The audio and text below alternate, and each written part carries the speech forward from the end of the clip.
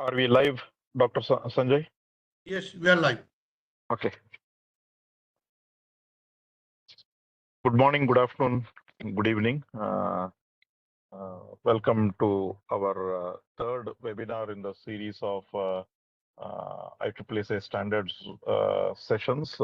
And this is the 12th webinar in the series of R10 talks.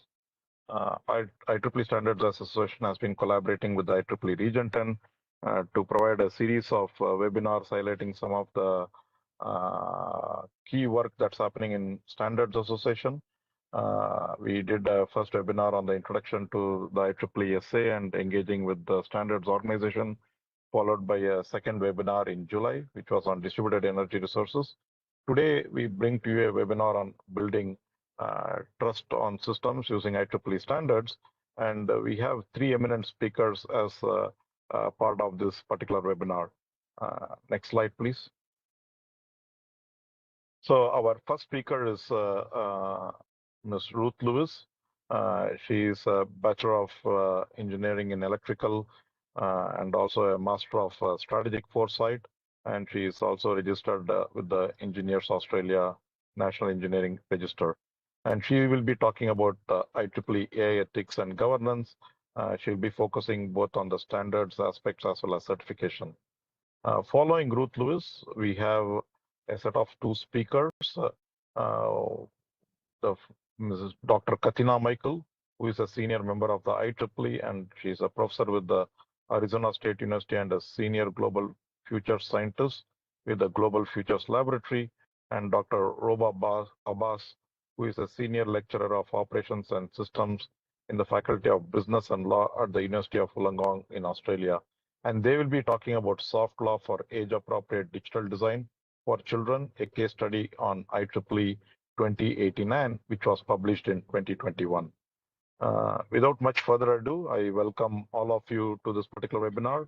All the attendees will be on a mute. So if you have any questions for the speakers, please do post them on the chat window. What we will do is we will have both the talks in sequence, and we will take the Q&A after the end of the two talks. With that, I will hand it over to Ms. Ruth Lewis. Over to you, Ruth.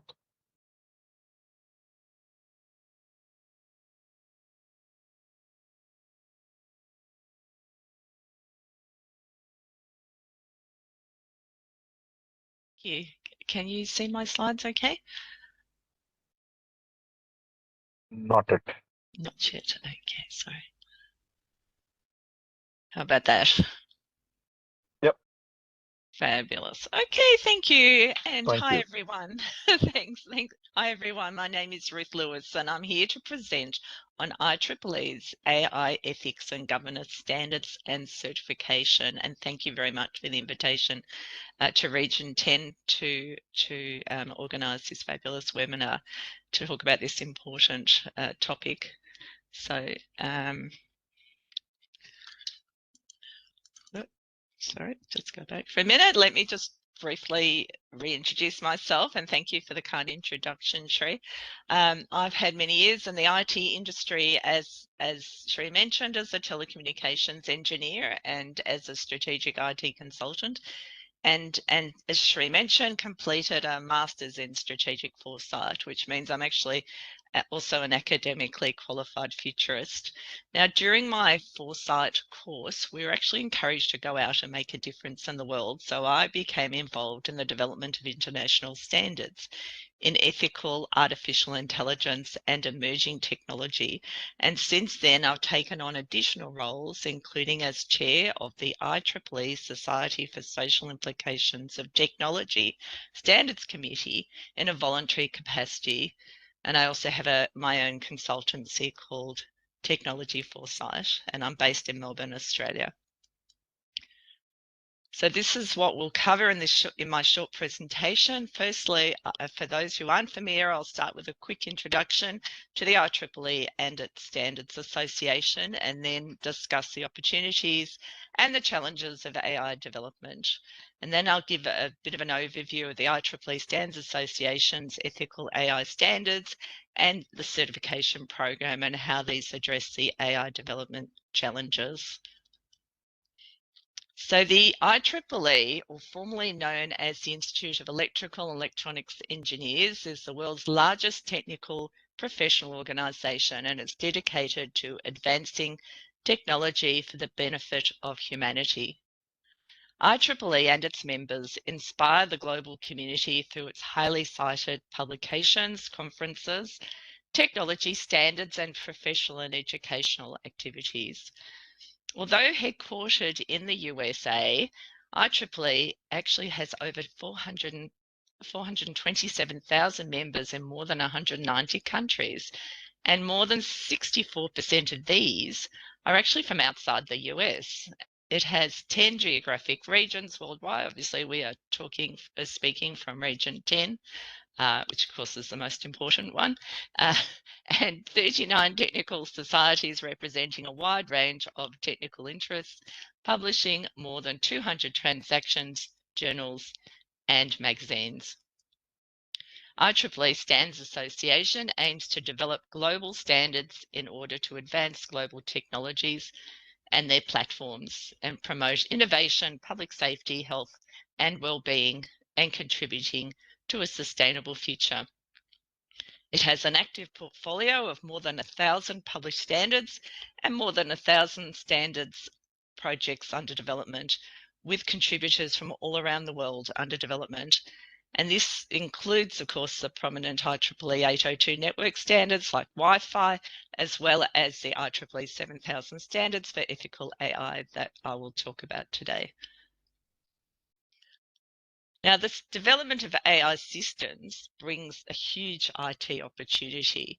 From an economic view of earning around, it's projected around $1 trillion by 2026, and an optimistic view for a growing field of hundreds of AI use cases to solve humanity's problems.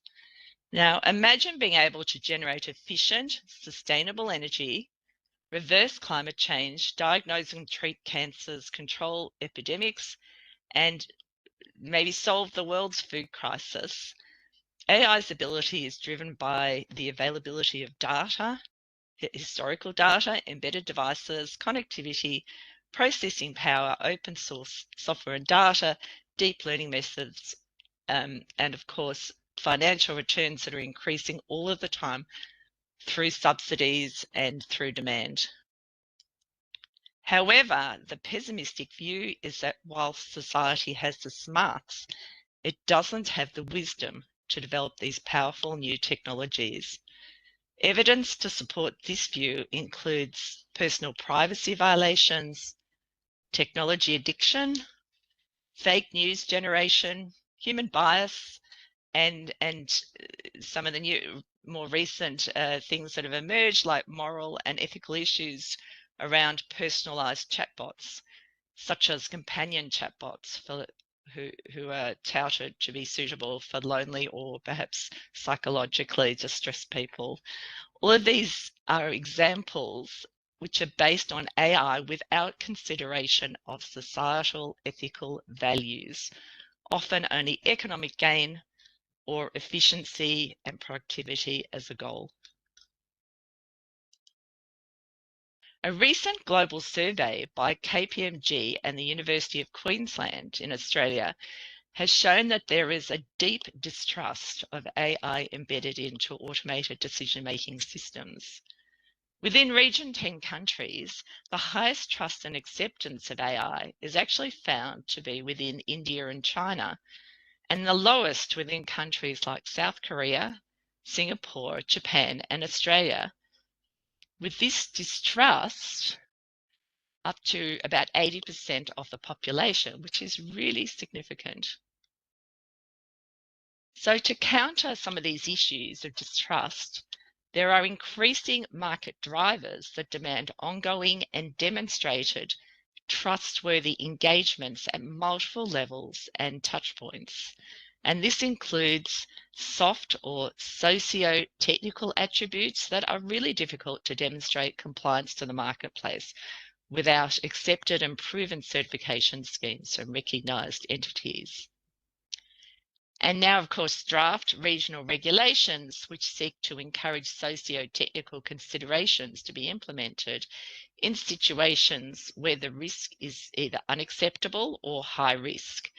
And yet there is still no evident test or standardized approach that an entity can rely upon immediately without undertaking an additional risk of further testing fees or AI solutions perhaps being deployed and then having to be recalled. And of course, cities and governments that are tasked with procuring technologies with embedded or hosted AI systems require the means to properly vet the ethical AI concerns and considerations to ensure citizens and residents are treated consistently and in the most trustworthy manner possible. So to try and guide the market, national governments and intergovernment agencies such as the OECD, UNESCO and others, like in Australia, promote a set of trustworthy AI principles. And they do this to promote the use of AI that respects human rights and human values. And this is what is called a soft law approach. Looking at these principles, and I've got them in 3 columns here, can you see anything in common? Maybe I'll give you a hint. So I've actually color-coded them here. So if you can see through the color coding, they're actually all the same. So for example, in this sort of reddy pink color, you've got issues like, or principles like inclusive growth, sustainability, well-being, and then in OECD, and then under UNESCO, sustainability. Australia promotes exactly the same: human, societal, environmental well-being.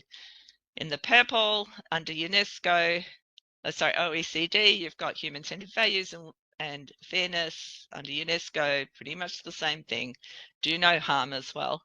And under Australia, again, the same, but does mention algorithmic bias. In the yellow, robustness, security and safety, very similar under UNESCO. And then Australia, very, very similar, reliability and safety and security. Again, green, transparency and explainability, as well as contestability, and the light blue, accountability, responsibility, and so on. There's just one that's slightly different under UNESCO, which mentions awareness and literacy. So basically all these principles are the same, but I will talk to the awareness and literacy, which is very, very important, in a little bit. So why do you think they are all the same? Well, the reason is, well, way back in 2015, IEEE Standards Association actually started to look into this issue of trust in the emerging era of artificial intelligence, or autonomous and intelligent systems, as it was called then, to IEEE Standards Association, whilst they were developing their landmark publication called Ethically Aligned Design. The intention of ethically aligned design is to teach people to use human-centric, values-driven design methods instead of giving them lists of AI principles in isolation. Now, this publication then informed organisations like the OECD and UNESCO, as well as governments like Australia, and there are many other governments also have very similar trustworthy AI principles, and that's why they all look very similar. If you look at the way ethically aligned design is constructed, with the ethically aligned design key pillars, where you see the purple ones: universal human values, political self-determination, data agency, and technical dependability, which then evolves into the ethically aligned design general principles, including human rights, well-being, data agency, transparency, accountability, and then that dissolved into the ethically aligned design chapters, each one of them having a list of issues and a set of recommendations. And those are aligned with things like classical ethics, well-being, effective computing, meaning simulated emotions, data and individual agency, and embedding values into autonomous and intelligent systems. The recommendations made in those chapters included to develop a set of standards, which of course were kicked off during the lifetime of ethically aligned design from about 2016 onwards. And of course now many of them have actually been published. So this ethically aligned design publication is the inspiration behind the set of standards, which, as I mentioned, is partly published and partly still under development.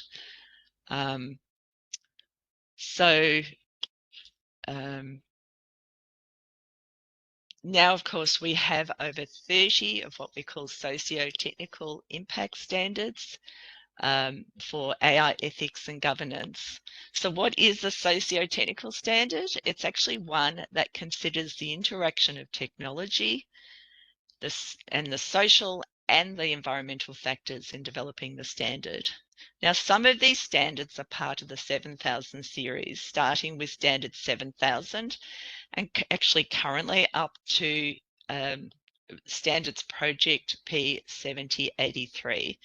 And I've indicated on this slide the 7 published standards in red, and the others have the designation of the prefix P for project, as I mentioned. However, there are many that are outside the 7000 designated series, which includes, of course, the IEEE 2089, which was published in 2021, the IEEE Standard for an Age-Appropriate Digital Services Framework based on the 5 rights principles of children, which, of course, the speakers following me, Katina and Roba, will be speaking directly to.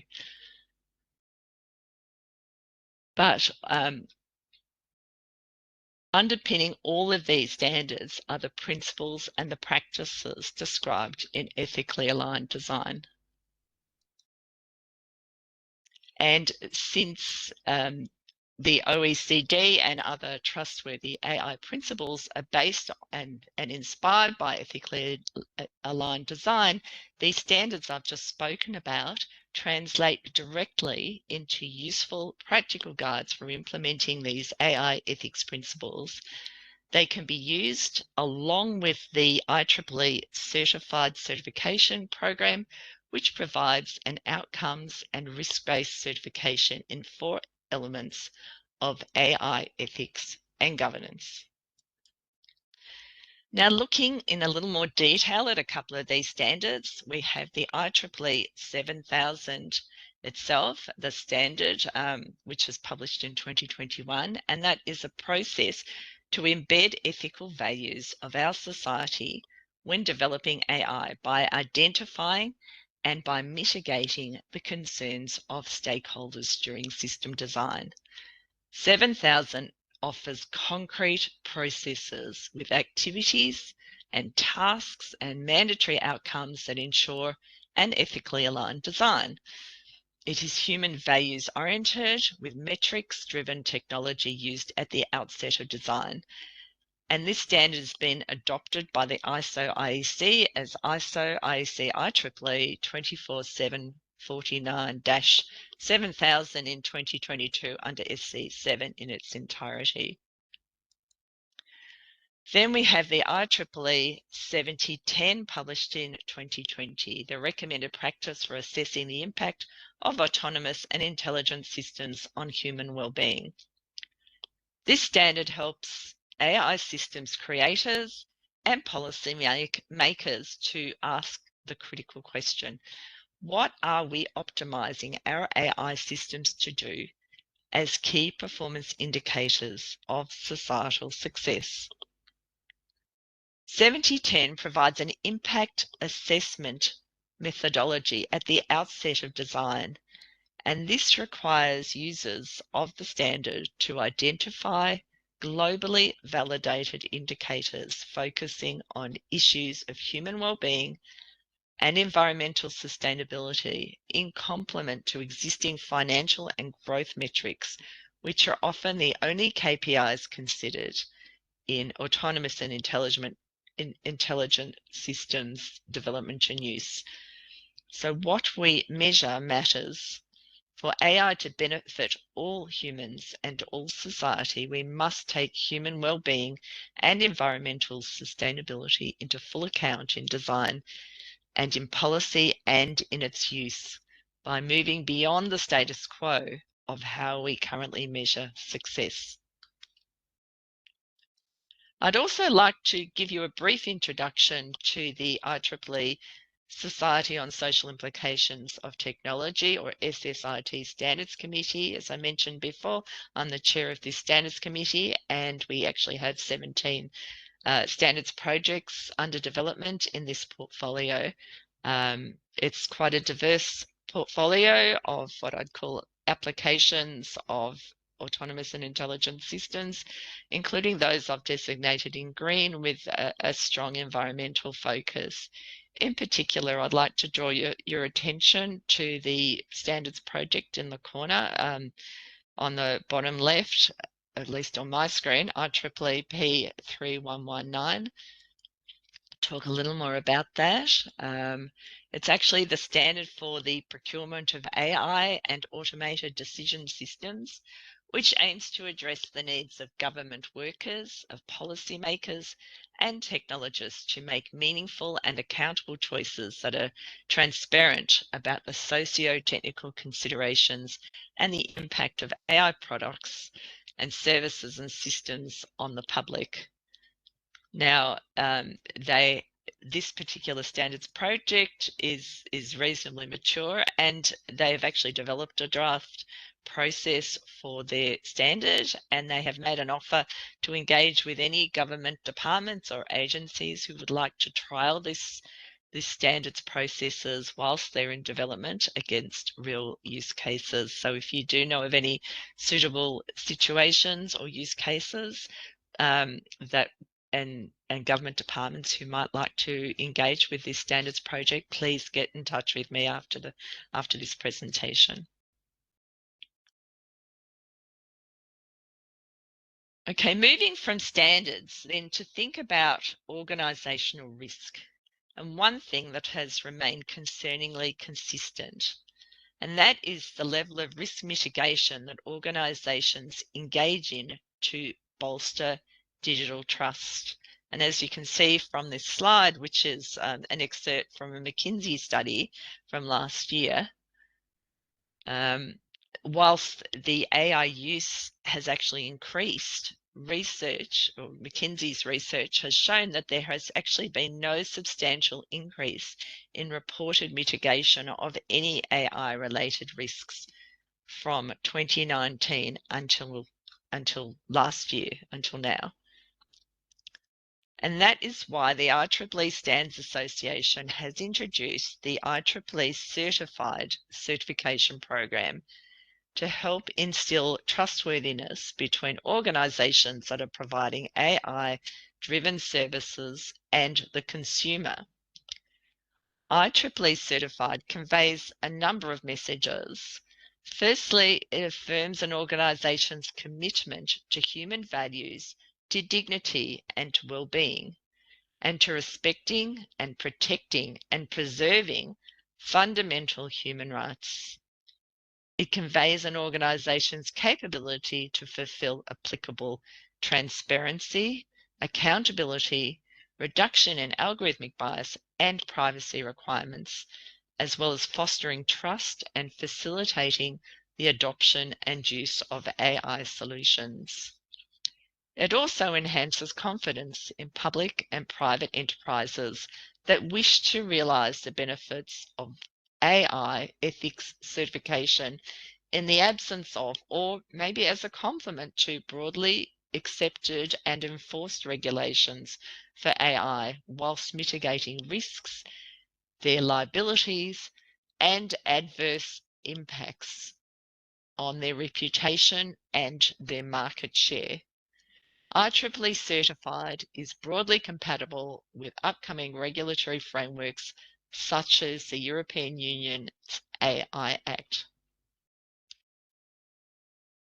So there you have the entire IEEE Standards Association ecosystem, going from principles with ethically aligned design and its various publications, including Introduction to Trustworthy AI, Ethics and Sustainable Innovation, as I mentioned, promoted to foster AI literacy and knowledge, to standards, including trustworthy AI by design, but not exclusively, and then to market acknowledgement through the IEEE Certified AI Ethics Certification Program and the IEEE Mark of Trust, and with it, the training for assessors and audit and registration, as well as strategic partners.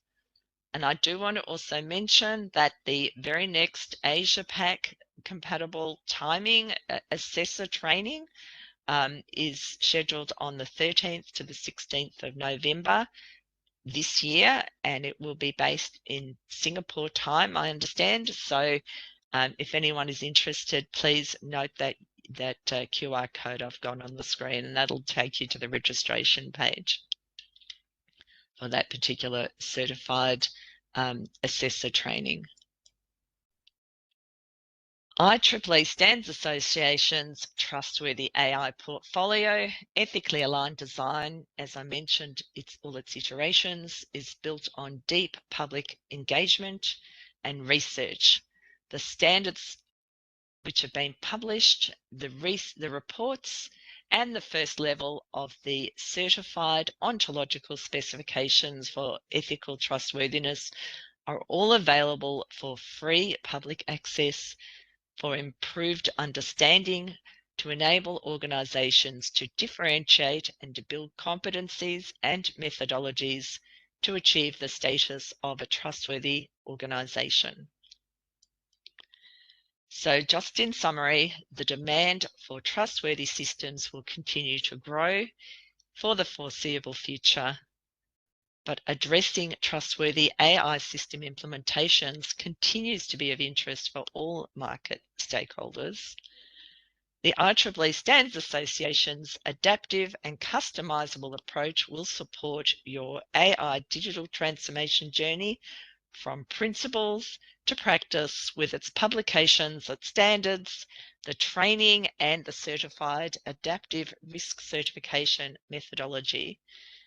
And the IEEE Trustworthy AI Portfolio is available now for free public access to encourage awareness, literacy, and action.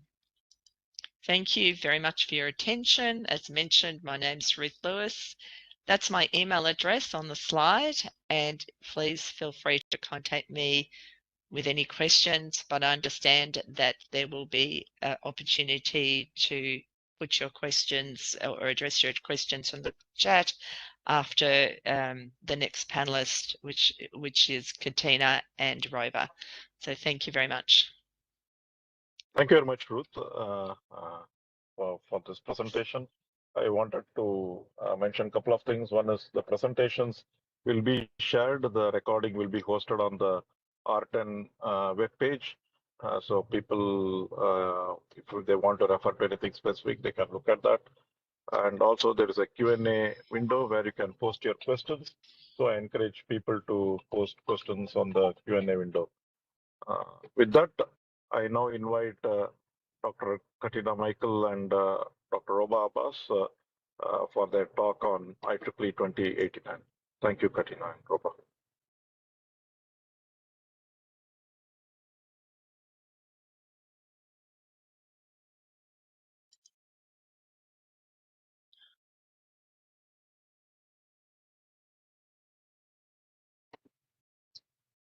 You might want to go on slide mode, Katina.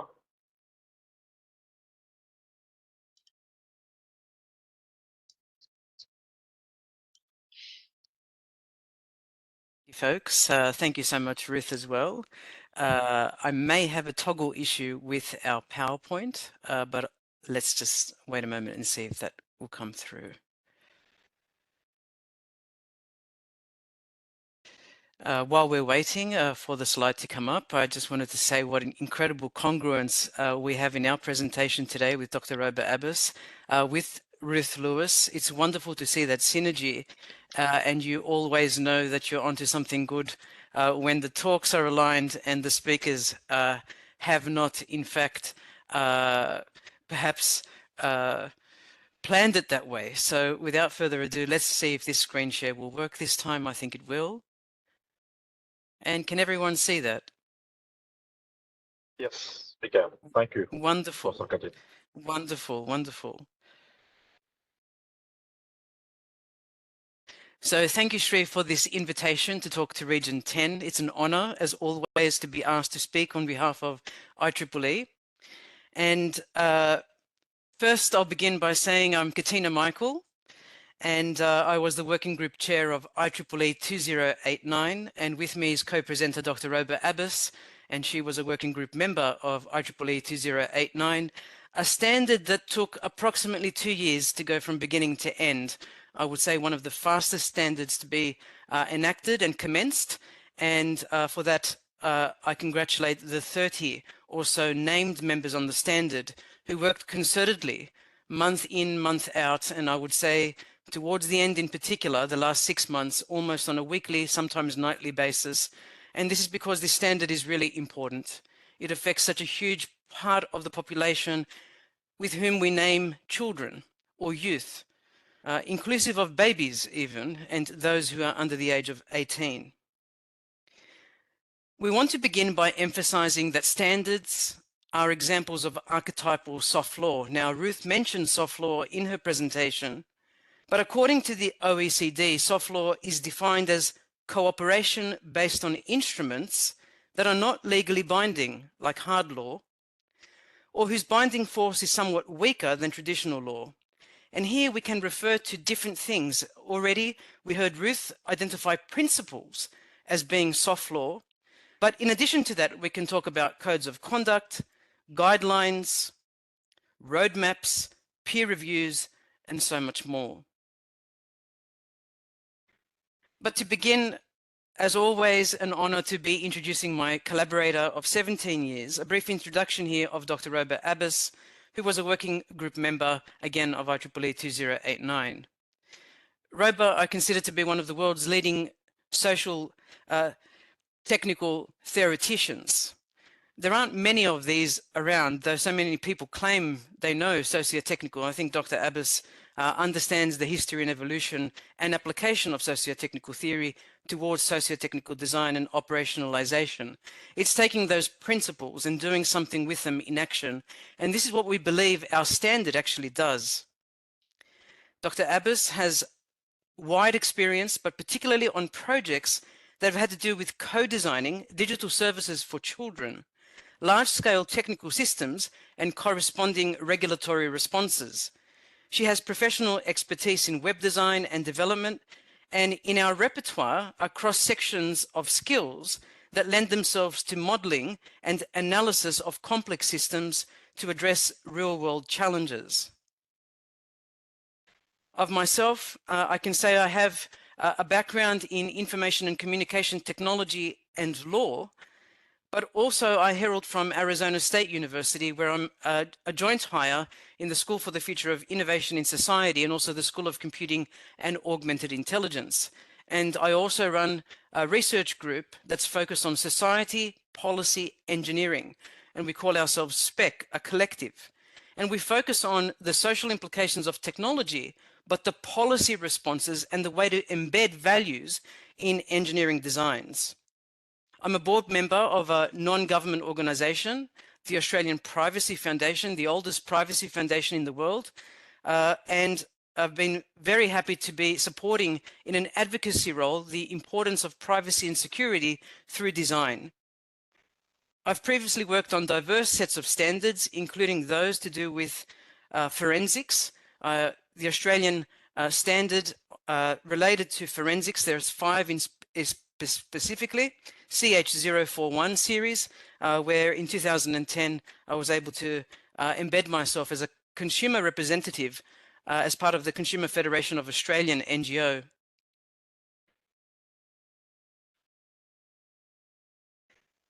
We have a threefold mission today. Is to demonstrate how soft law informs hard law, is to depict the socio-technical landscape in context, and is to describe the embedding of age-appropriate digital design in innovation processes and regulation.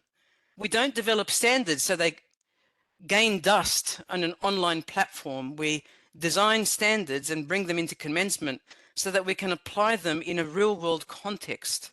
The question is how. And so we begin our session by focusing on how we demonstrate how soft law informs hard law. So here we are presented with the Universal Declaration of Human Rights. It's to emphasize that this is not a treaty and it's not legally binding, but perhaps everybody thinks about the importance of human rights. In fact, in Article 25, number 2, we can see the importance focused on motherhood and childhood, and that they're entitled to special care and assistance. We ask ourselves why this is so important historically, and perhaps contextually as important today as it was when this declaration was created. We also point to delving deeper into the Convention on the Rights of the Child, the CRC as it's known commonly, also an initiative of the United Nations, and understanding how the convention is different to a treaty or a declaration. And so the convention is commonly known as a legally binding international agreement. That's what the UNCRC is.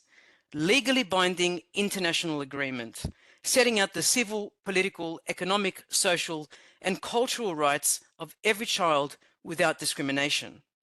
The agreement was ratified by 195 state parties. The only countries that have not ratified the treaty are Somalia and, interestingly enough, the United States. But in this convention, we have a definition of what a child is. It's anyone under the age of 18.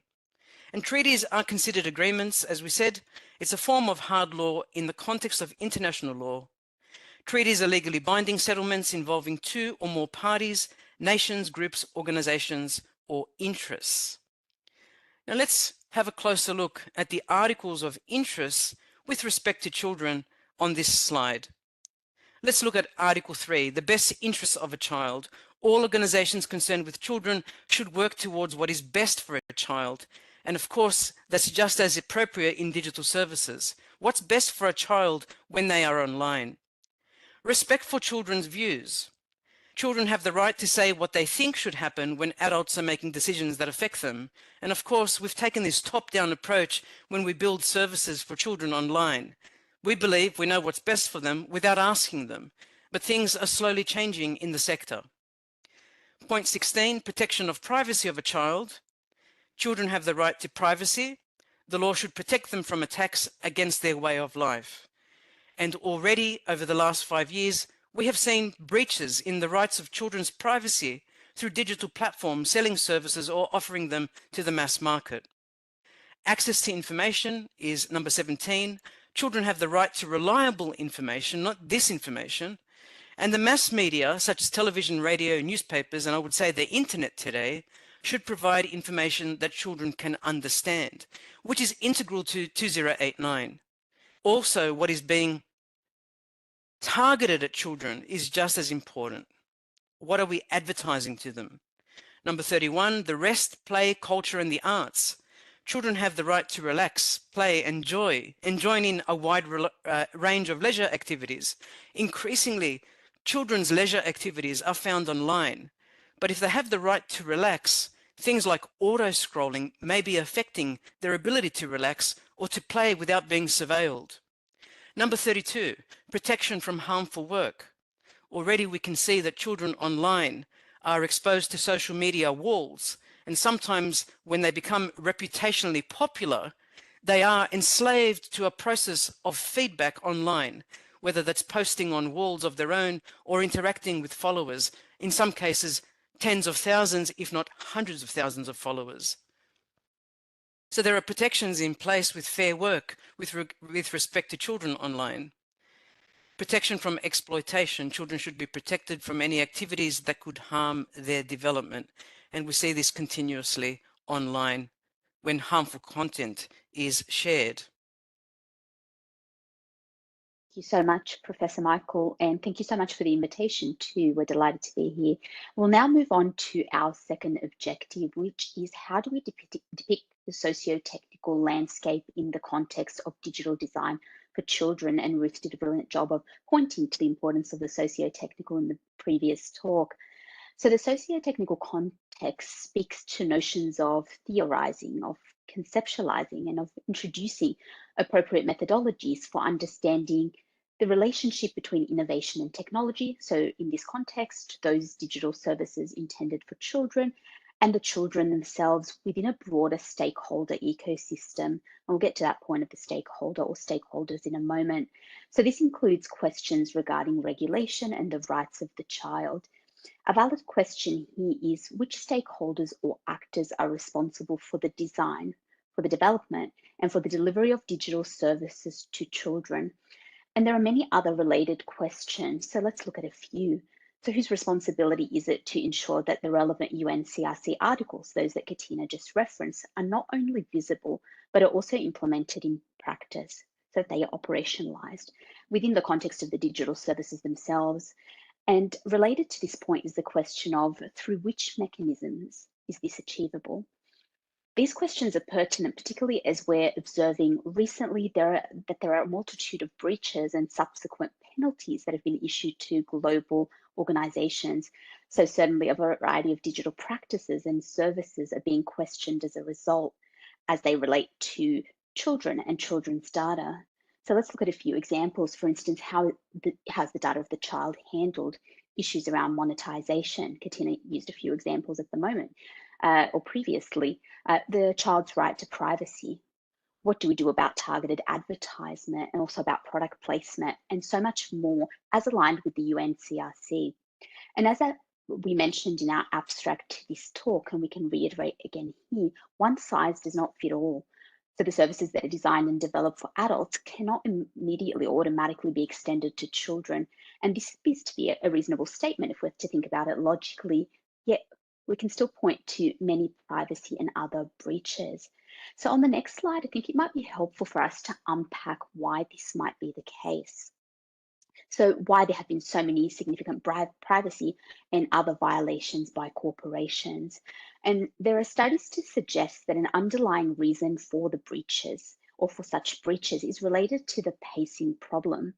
As you'll note on the slide here, the pacing problem is defined as, and I quote, the growing gap between the pace of technology and the lagging responsiveness of legal and ethical oversight that society relies on to govern emerging technologies, end quote. This points to speedy innovation processes on the part of organizations without the corresponding governance mechanisms in place, thereby resulting in vulnerabilities, for instance, the mishandling of children's data and privacy and other breaches. There have been a range of other questions that are posed in addition to those I previously mentioned when considering this socio-technical framing and the depiction that we spoke about as part of this objective. And we're suggesting here that these considerations relate to the types of stakeholders that are actively involved in innovation processes and in the design and development initiatives themselves. So questions such as, is the issue related to a gap perhaps in skill set within organizations, specifically with respect to these governance mechanisms or to governance in general of such innovation and design and development projects?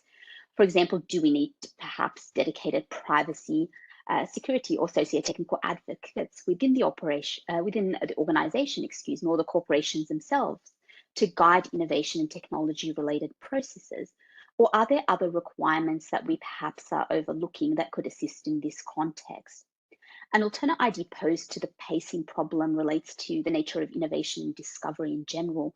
whereby organizations are committed to the innovation and design and development processes or agendas and believe that they have the ability to absorb the associated risks. And today you've heard about that term of risks more than once. And Katina will pick up and return to that point as it relates to IEEE Standard 2089. And Ruth mentioned that previously in terms of risk mitigation requirements and so on. But first, on the next slide, it might be helpful to elaborate on the on some of the emergent dynamics that could be a result of how we characterize, perceive, and therefore engage with innovation and technology related processes within those socio-technical systems or ecosystems.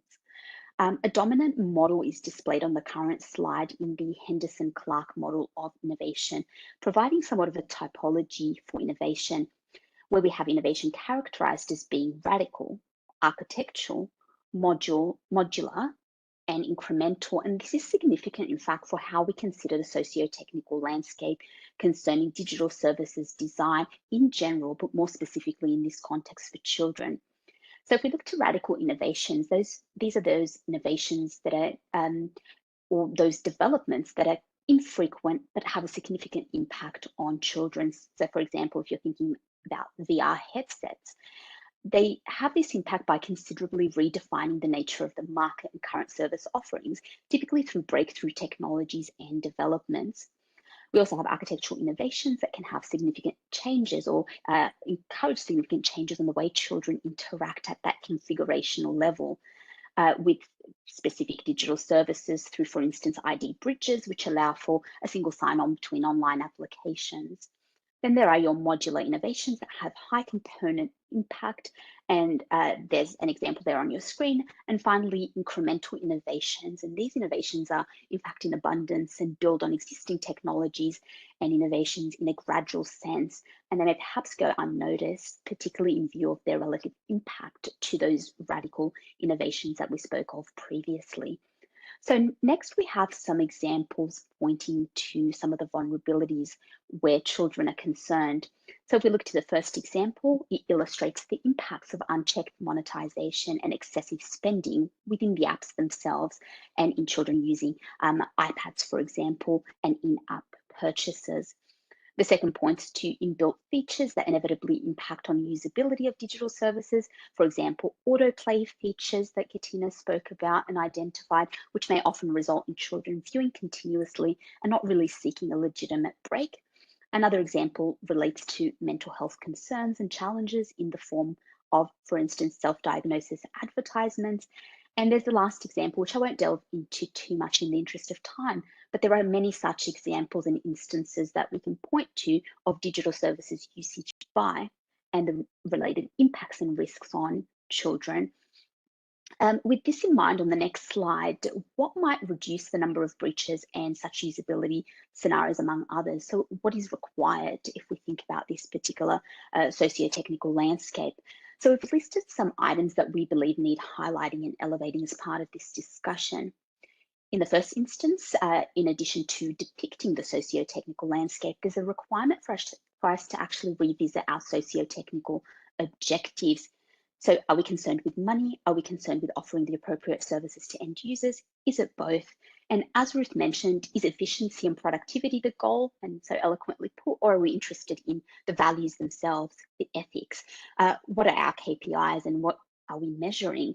Is this emphasis or objective about the human values, about ethics, or about otherwise? So we need a very clear definition about that socio-technical objective. The next is introducing notions of the public interest. So defining what it means to design and develop in the public interest, and how do we tap into appropriate public interest technology frameworks toward operationalization, and actually ensuring that our services satisfy child's needs and that broader stakeholder ecosystem, the competing interests within that. Next, if we were to look at the methodological level, it's about really implementing processes of co-design with children rather than designing digital services for children. So to ensure what they value as being privileged on what is on what the organizational measures might be, for example. And this involves embedding values by design as part of that next point, ensuring that privacy and security are incorporated in the actual design of the new technologies, not so much as an afterthought, but very much embedded within the actual feature sets themselves. And last but not least is about considering soft law, perhaps embedded within corporate social responsibility charters, in support of hard law in the form of international treaties. And Ruth already introduced us the importance of soft law. On the next slide, we really depict here a broad perspective of what this might actually look like, or what this might look like in reality. We can see how the law can manifest from national laws in the form of acts to regulatory instruments to the actual compliance and enforcement where penalties might ensue regarding a particular breach, for example. In terms of the role of soft binding law in this context, this can include standards that can be embedded in subordinate legislation, that is a regulation, and also the compliance measures that might be enforceable. Compliance is really about the state of being in accordance with established guidelines or specifications. And in terms of digital services, for example, we might be complying with a specific standard, such as standard 2089, which is what we're pointing to as part of this presentation as being that specification. So these are in fact the controls that allow for adherence to a rule around the protection of a child. And in terms of what this means in context on the following slide, it's important to point that soft law can come in the form of diverse initiatives. Therefore, if individual organisations do the right thing by a child or by children, then corporate social responsibility soft law initiatives would be entirely complementary to hard law. Although there is some skepticism in the literature, so some of the literature is divided on the topic, with some theorists asking and questioning whether soft law comprises hard law or destabilizes the normative system by undermining it. There are some typical forms of soft law that corporations are interested in, and that they might wish to consider as part of their social responsibility charters. And these can be wide-ranging, could include things such as statements and principles, codes of conduct and codes of practice, for example, could be recommendations and guidelines, it could be policy declarations, for example, and various types of communications and action plans, of which we can also incorporate standards as part of that list of initiatives.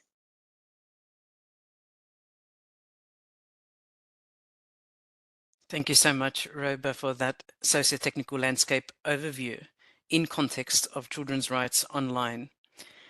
We now go to our third objective, where we describe the embedding of age-appropriate digital design in the innovation process and regulation. So let's begin by recapping on what is this new standard 2089. It's titled the IEEE Standard for an Age-Appropriate Digital Services Framework based on the 5 rights principles for children. That standard is freely downloadable so long as you enter your details, which is a key thing when you're trying to introduce a standard to become embedded within practice. Again, a standard is a mechanism of soft law, and this standard was championed initially by Baroness Beban-Kidron, who's also a member of the House of Lords in the UK, and this standard has had a major impact on raising awareness about children's rights. She has done so both in the UK and internationally, and we're now seeing statewide based initiatives, for example, in the state of California in the US, in Australia, in terms of a code for children's rights, and many other places. So we're starting to see these developments sprout across the world. But UNICEF and perhaps this particular standard IEEE has enacted have championed this sort of revolution. That's what I would call it. So 2089 is just the beginning of a suite of standards. We've also got one currently under deliberation, which is privacy preserving age verification, which notes how we identify that a child is actually under the age of 18.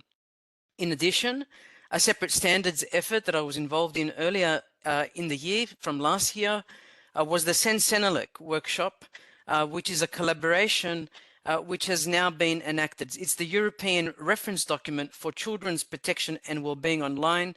That was actually based on the 2089 standard of IEEE.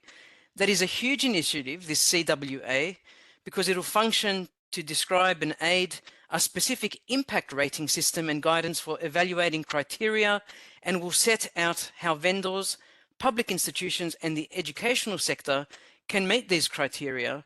So it's one thing to put out a standard, it's another way to go some part into conveying how stakeholders will adopt that standard and embed it in their daily practice. Now, they could be educational sector representatives, they could also be vendors that offer these services online, and we know many of the popular names today, or they could be government agencies who are overseeing digital services initiatives and services in their nation state or their province. If we look at the 5 pillars of 2089, we see here that the framework actually identifies the need for what? Recognizing child users and meeting their needs and diversity, upholding children's rights, child-centered approaches to data use, moderation and redress, and finally, presenting published terms in age-appropriate formats. Now, if you recall back to the UNCRC that we went through in terms of each article, you can see how some of these align directly to those different articles in the UNCRC. We begin with a preparatory phase in the standard. We go through these 5 underpinning framework pillars, and then we implement the age-appropriate digital services framework, take into consideration as well this new risk-based age-appropriate design and development, where we start to begin to talk about risk registers. And finally, once we've implemented the standard in our practice, what we do after deployment and through operations is to look at it continuously and monitor until a service is decommissioned. This should form, for any organization that touches on children's rights, the underpinning practices of those organizational transactions and those development and design approaches. If we can identify the risks early, as Ruth and Roba said, we can mitigate them, overcome them, and create a better design process. So it's really about embedding this process, embedding this standard in the actual practice, everyday practice of different stakeholder types. Now, how might this be done? How can I think about it? Well, you can look at your present mode of operation. You can ask yourself, if you're a company today, how is design done in my organization? Obviously, there is some existing life cycle, there is some practice. You start to compare perhaps the change agent, which we've called as in IEEE 2089, and see where you can enhance your development and design processes. Are children being taken into consideration when offering mass market digital services? And if not, what do we do? How do we incorporate the various kinds of roles and responsibilities that we identify in the appendices in IEEE 2089? How do I incorporate them? Often, there aren't many people that are employed in large organizations that focus on children's services alone.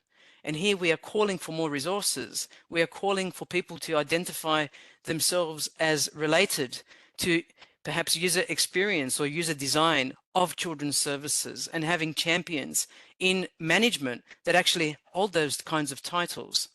So what if I'm a tech startup and I want to adopt 2089 from the outset? It's probably a good idea. It can be considered a benchmark.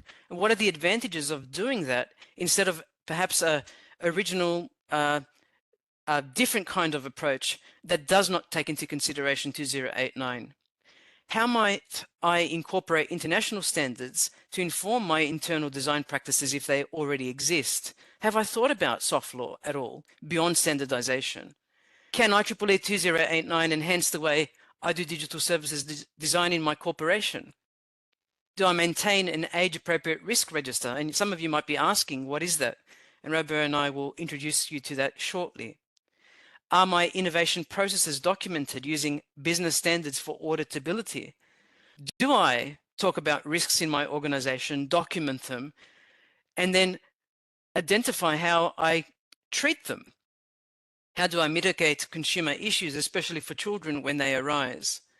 And there we are going towards a future mode of operation once that change agent is introduced.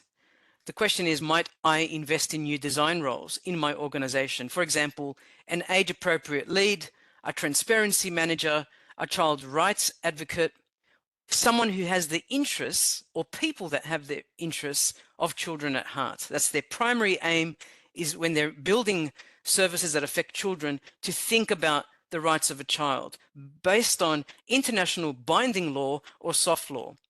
And how might I implement that age-appropriate risk register towards continual improvement practices in my agency or organization? Now, here's a picture from the age-appropriate risk register section of IEEE 2089. It's a generic one where we identify a line, a dotted line there in red, between what is acceptable perhaps and what needs to be questioned. If I can accept and own the risk, I do so, and then I offer the service and provide evidence why I can accept and own that risk, particularly if it's of high importance and the reward is somewhat high as well. If I need to treat a risk, those items are in my top right of my graph, and I identify how I will treat the risks and how I will make them acceptable so they can shift towards the lower part of the graph. And so I do this by going through a design cycle, by brainstorming, by engaging children and consulting with them, and proving with evidence that there will be no harm to children if I offer different incremental innovation. This goes back to Roba's wonderful introduction there by Henderson and Clark of the innovation process, of the pacing process and the pacing problem.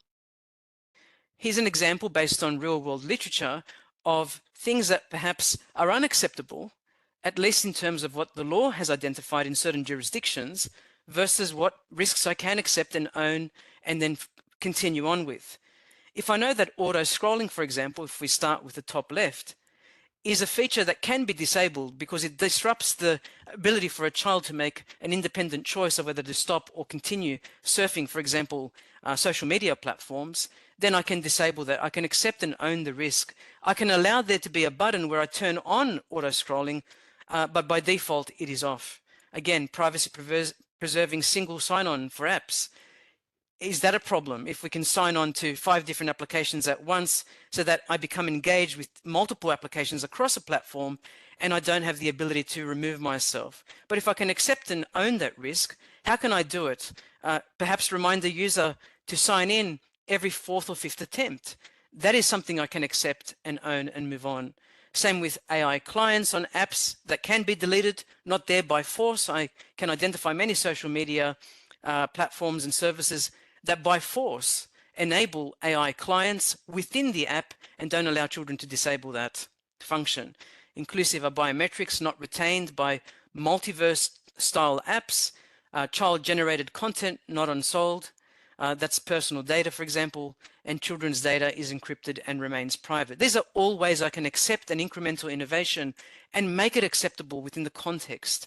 But things like retaining children's voices or videos in the cloud when they're transacting with a platform, or turning on the geolocation feature by default so I know where the child is physically on a social media app, or nudging children towards in-game purchasing, for example, of armor in games. Is this acceptable? And the question here is, how do organizations come forth and say, well, no, we know that this is a problem. We've received feedback from the community, from parents, from other stakeholders. We need to treat this risk, and if we treat it, it can become an acceptable item so long as the child has a choice and so long as the rights of a child are upheld. So just quickly here on the next slide, we can see in implementing the IEEE 2089, there are a number of processes here that we can point to. A1, for example, describes how we prepare using a panel of stakeholders, consulting with diverse ranges of children and parents and other stakeholders, where we talk about common hazards and risks, and we record the intentional and unintentional impacts so that we can come back and establish an age-appropriate risk register that we can start to build on and work with. This is basically evidence. A bit like when you create a patent, you're creating a historical file which stores this data. Additionally, we can look at the A2, the 5 rights principles, and then the B1, the implementation of the age-appropriate digital services framework, B2, the risk register we've been talking a lot about, and C, the operations and maintenance as we continually review our practices.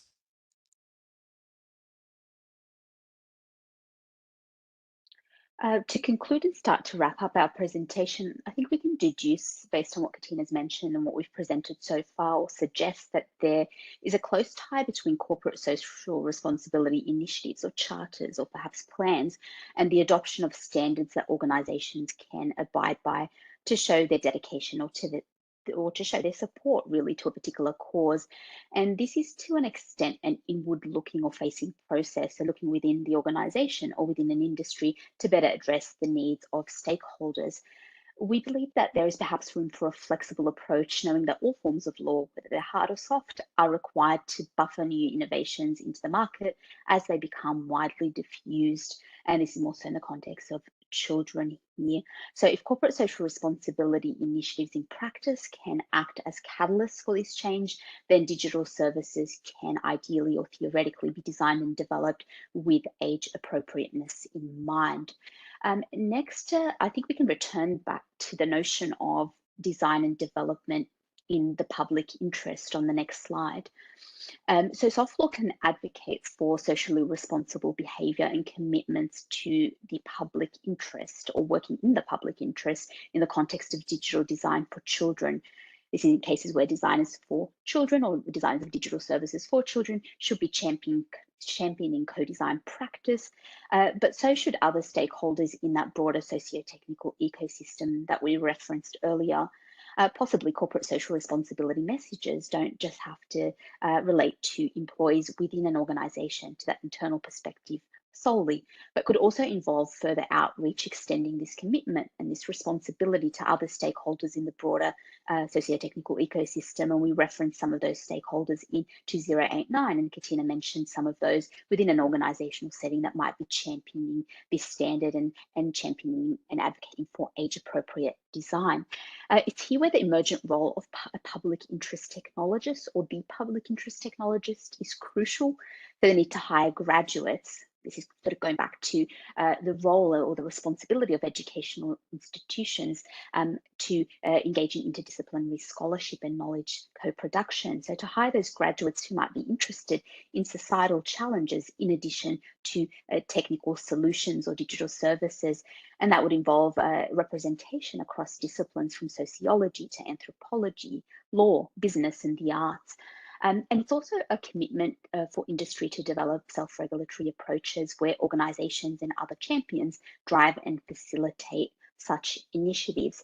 And just to wrap up, if you're interested in finding out more about 2089, Ruth mentioned SSIT. As part of that society, we have a socio-technical systems committee that Katina and I chair, where we're involved in further work related to 2089 and more broadly to socio-technical systems. So we invite you to contact us. On the next slide, we have our details there regarding either any aspect of our presentation or in general about socio-technical systems and some initiatives within the IEEE SSIT.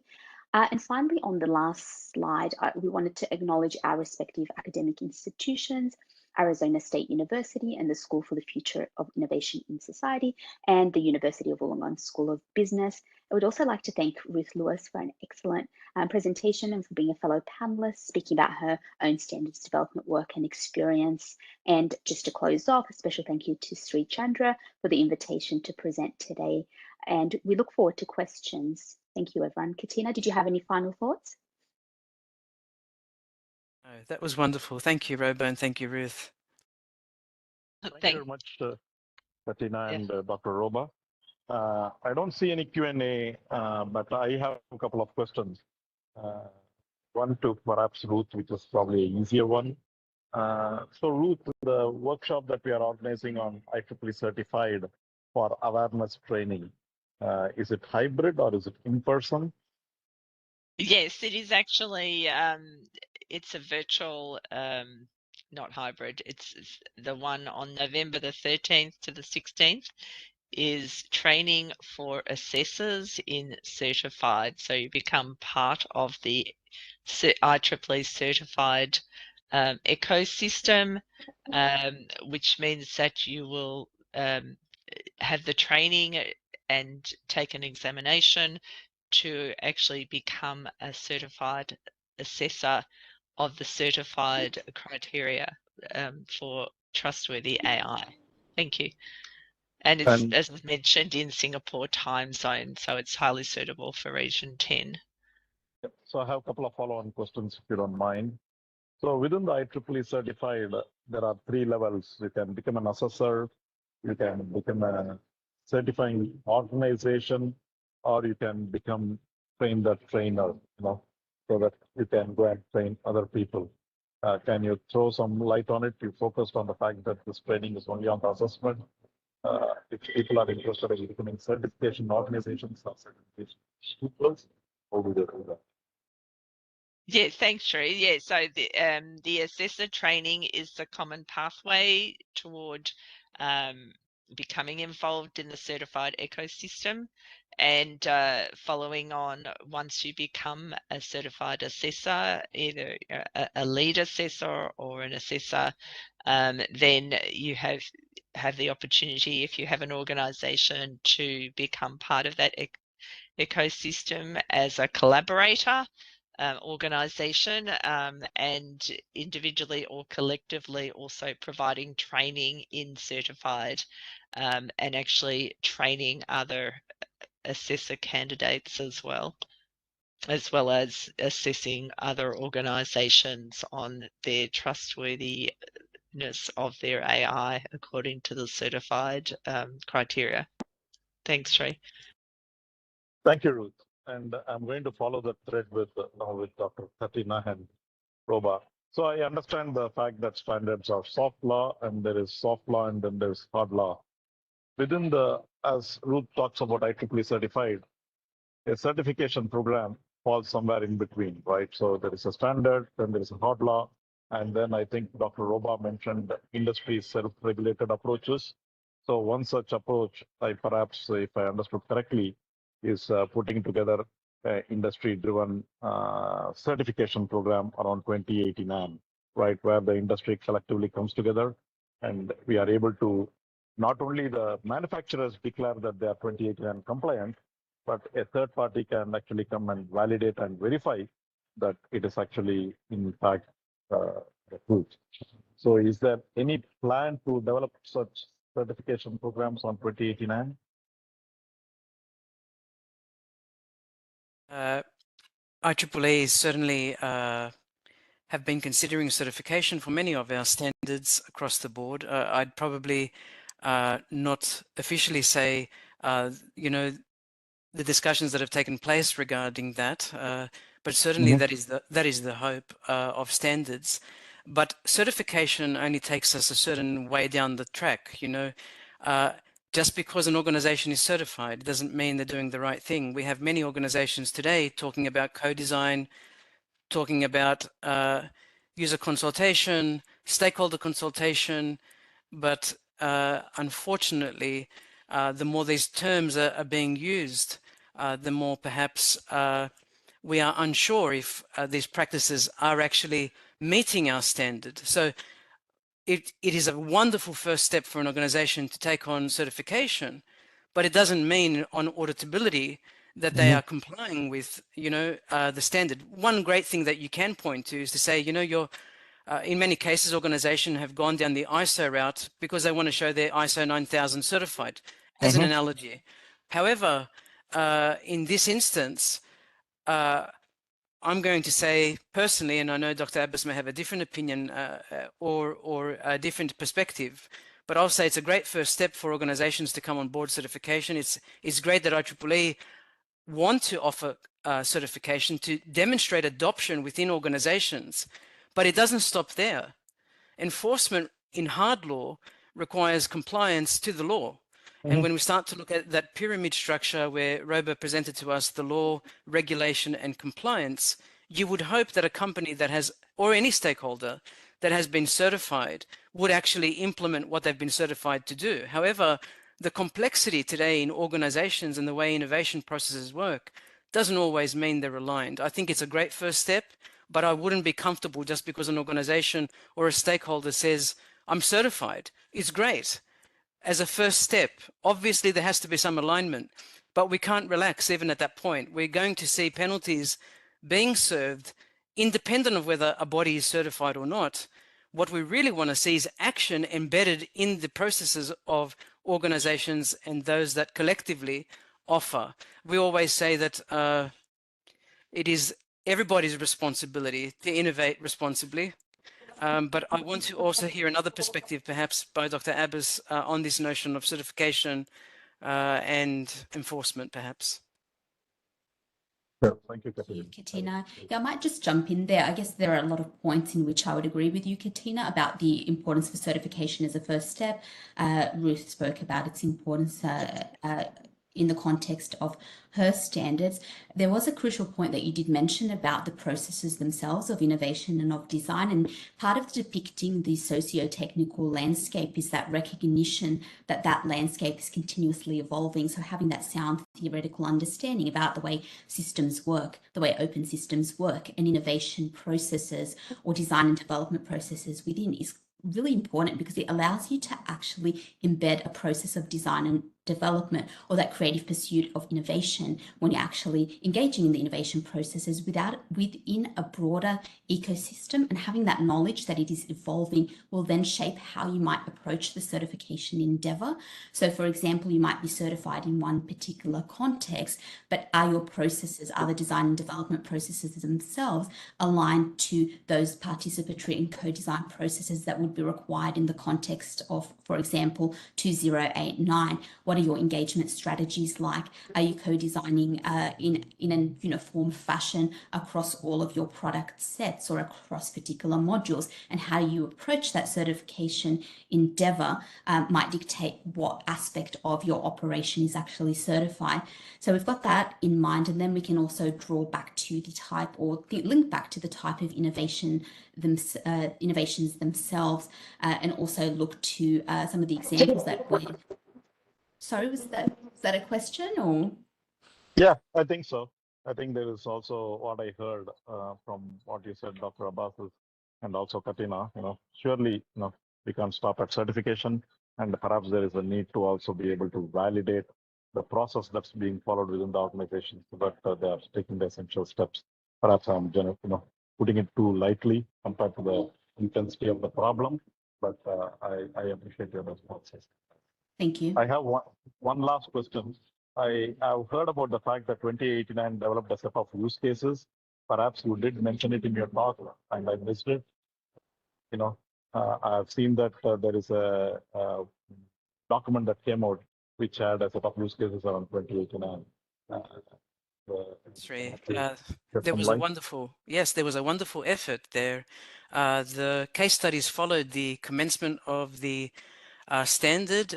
So we launched on November 30th, 2021, and by March, the wonderful IEEE Standards Association lead, Moira Patterson, had called for case studies over the December-January period. And there were a number of these. You can find them co-located on the Engage part of the website of IEEE SA, and you will find that not far from the actual standard itself. So increasingly what we're seeing are case studies, not so much of the certification, if we just try to tie this, although we're going towards that process for 2089 in the longer term. What you will find are case studies which are going to give us hope. And the case studies are not just based on service provisioning. So the service providers are not the only one with cases. We're going to see cases by government agencies that want to oversee the embedding of IEEE 2089 across their nation state. So from a top-down view, so we've got the bottom-up perspective of organizational stakeholders who offer digital services online for children or the mass market. And then we've got the top-down view, which is how the government wants to embrace 2089 in different parts of the world and see it embedded in their actual legislation at that high level that Roba showed us in the pyramid. They want to actually put it in the law, then have it in their regulation where it's explicit.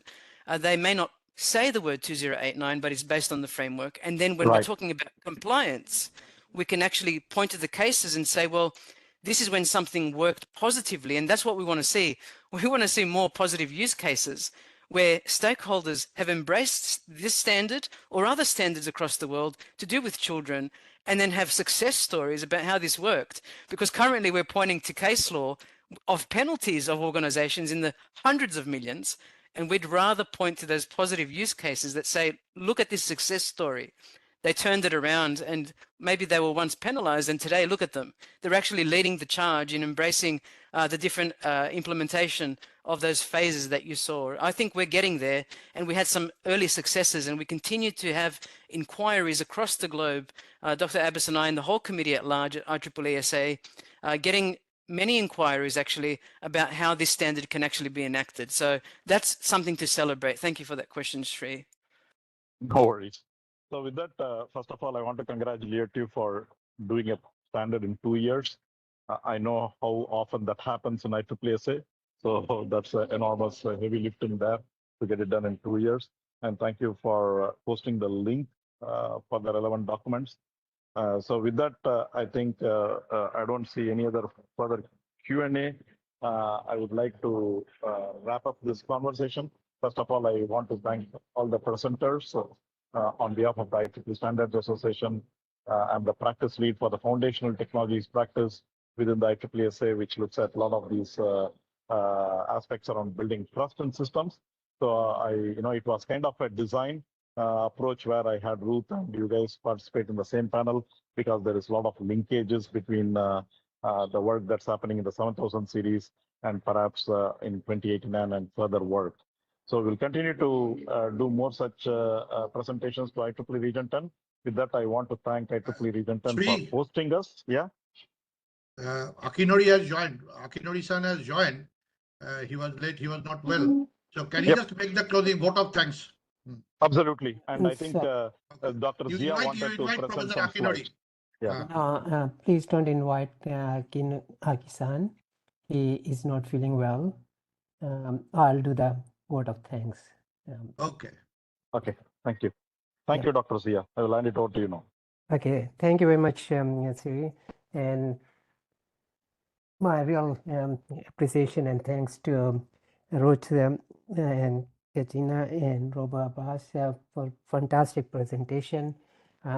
So many issues you have highlighted, so many things we need to pay our attention, from AI design development for the health and well-being of all the people. So many issues. I have taken notes, and that's almost about 4 pages of notes I have taken from your presentation. So it was very educational for me. I've learned a lot today from your presentation. Really, the issues which really need to be addressed to protect our future generation, both in AI and also in design and services of digital services. So thank you so much for it. I was really amazed with that graph which Roba showed about the curve between the technical change and political change, and it's increasing. The gap between those two curves are exponentially increasing, which is a big worry. But thanks to people like you who are addressing these things, and hopefully we will be able to draw attention of our decision makers and lawmakers to this widening gap between the law and soft laws. Of course, as you highlighted, these soft laws will push hard laws to be formed by lawmakers.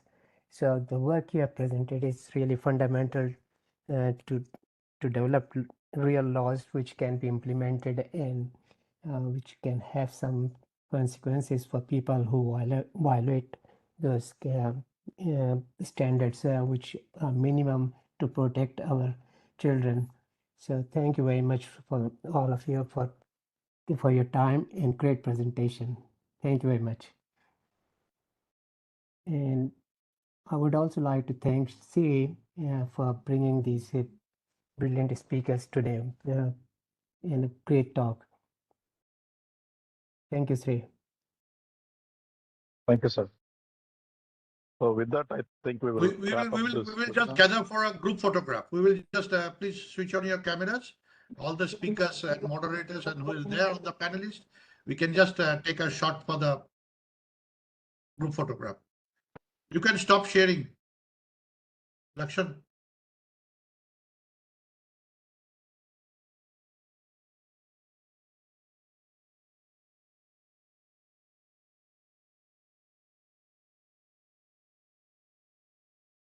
The people you see on Professor the Akinori, screens, these are all the volunteers who Lakshan, you work can in the just background to bring this webinar.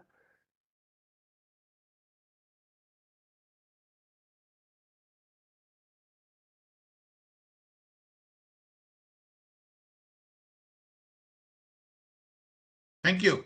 Thank you. Okay, Thank very you all. much. We'll Thank you all.